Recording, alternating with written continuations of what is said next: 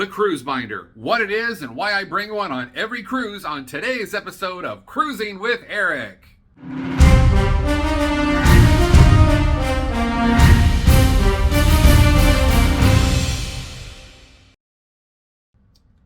Hello cruisers, it's your friend Eric again with another helpful tip for cruising. This is my cruise binder. What is it, you might ask? Well, nutshell, it's paper copies of everything. Why would I bring such a thing with me when I go on a cruise? Well, you never know when something might go wrong with one of your many reservations, and you're going to have documentation to back yourself up. For example, many years ago, I was on a cruise in Hawaii, and the port days in Hawaii are quite long, and I had booked myself on 2 excursions that day. One in the morning, one in the afternoon. And I booked that, over a month ahead of time, and I had the paperwork. When I got on the ship, I got a little note from the shore excursion department that said, "Oh, Eric, you screwed up. You booked 2 excursions at the same time. So we've kept your reservation for this one, but the other one, the more popular one, we canceled that one. And the one in the morning sold out. Too bad." Well, I just broke out my binder, took my copy of the shore excursion reservation, went down to the shore excursions desk and showed them my documentation. And that was the end of the argument, the end of the discussion. They said, that's, probably somebody screwed up at, the home office. And they gave me the tickets I needed, and I got to go on the excursions that I had booked. I will now switch around the camera angle, and I'll show you my binder and show you each individual section of things that I include in it. Here we have my cruise binder as I have it set up for my current cruise. Again, I put the tabs in the binder in the order in which I think I will need things. First things first, parking. I have to reserve parking at the local airport, and there's a QR code and stuff that I need to get into the garage, and I just keep that printed right here. The next thing you're gonna need, obviously, at the airport is your air reservation. So I got printout of all that, in case they try to pull a fast one and say, we can't find your record, or, you never reserved that seat. Well, yes, I did. Once you get off the plane, the next thing you're going to need is your transfer, either to the ship or to your hotel. In this example, since I'm flying into London Heathrow and I'm cruising out of Southampton, I've booked myself on the National Express bus.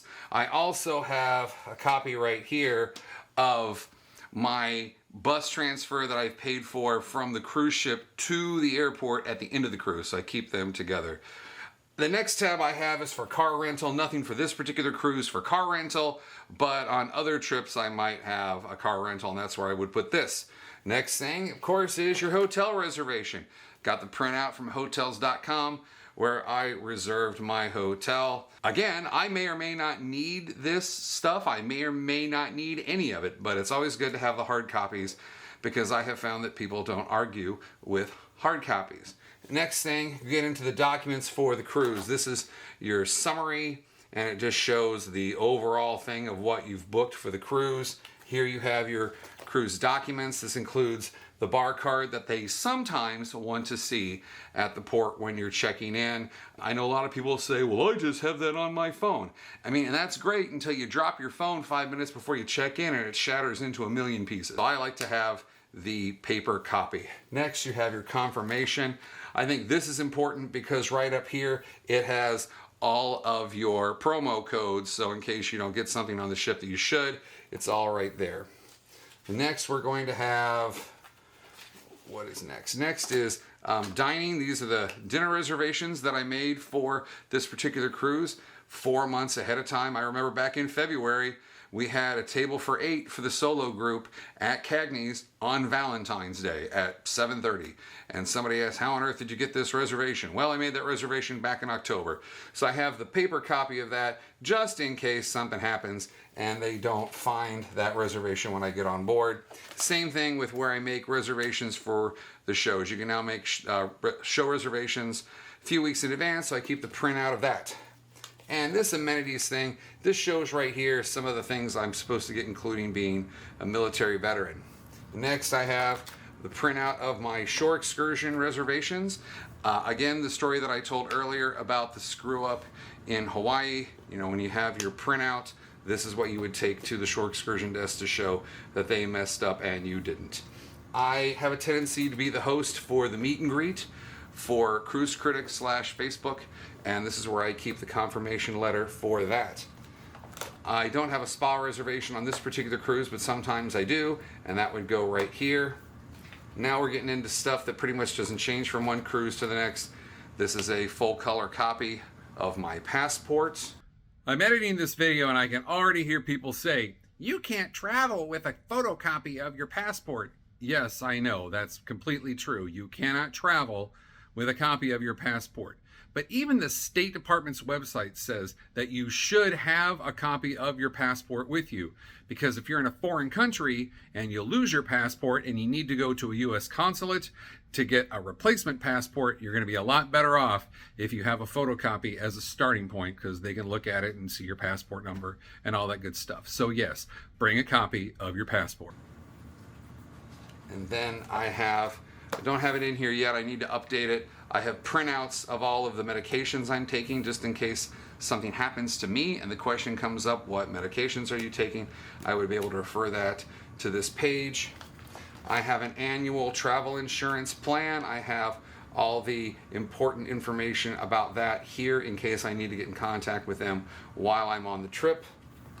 Emergency is where I have a list of my emergency contacts. This is for in the event that I'm unconscious or something like that. If somebody finds this binder, someone from the ship finds this binder, they would hopefully find that. Of course, you give them an emergency contact when you check in, but just in case, I list additional people here. COVID, I have a copy of my COVID card. I, of course, carry my COVID card with my passport. Nowadays, ever since last fall, it's currently August of 2023. Nobody seems to care about this anymore, but I keep a copy of my card just in case. And lastly, miscellaneous. I don't have anything miscellaneous for this cruise. Now here in the front of the binder, I've got this little handy pocket right here, and some of the things I keep there are, I keep my pre-printed bag tag, and this is in, I'll put it in a clear protective thing, whatever you want to call this, tag protector, and I'll put a link in the bio on the particular bag tag protectors that I use. But I really like these because your tag's not going to get lost, it's not going to get torn or get rained on or anything like that. It's going to be fine as long as it's in there. And then secondly, I have this envelope, and in the envelope I have these little labels that I've made. And these little labels, like for instance, this one's for my final destination. It says Charlotte. You probably can't see that on the screen, but that's what it says. And the reason I make these labels is at the end of the cruise, for your bag tag that you'll get, this is just an extra one that I had from a previous cruise. You of course are meant to fill this out with a pen, but I have found that pretty much no matter what you do, these things smear. Smear. I did have one friend tell me that she filled it out with a pen and put it up on a shelf and didn't touch it for the last 2 days of the cruise, and that worked fairly well for her. But I make these little stickers that I put on here, and I make that with my handy Brother P-Touch label maker. My battery died right when I was in the middle of explaining this. Once again, in the envelope I have the little labels, and I put the labels on these things, and I make the labels for this and all these labels you see here on my very handy Brother P-Touch label maker. It's a big label maker that you can hook up to your computer. It'll even print graphics. In fact, these things, I just made a list within the software of those 20 different things and hit print, and those labels just came right out. And I'll put a link in the description to that label maker in case you're a label nerd like I am. But once again, all of these things just get neatly tucked into here, and that's my cruise binder. And I put that right in my carry-on, lives next to my laptop in the carry-on. And that's my description of the cruise binder. I hope you found this video informative and useful. Please hit the like and subscribe buttons. It really helps out the channel. And until we meet again, may you avoid the Kraken and have fair winds and following seas.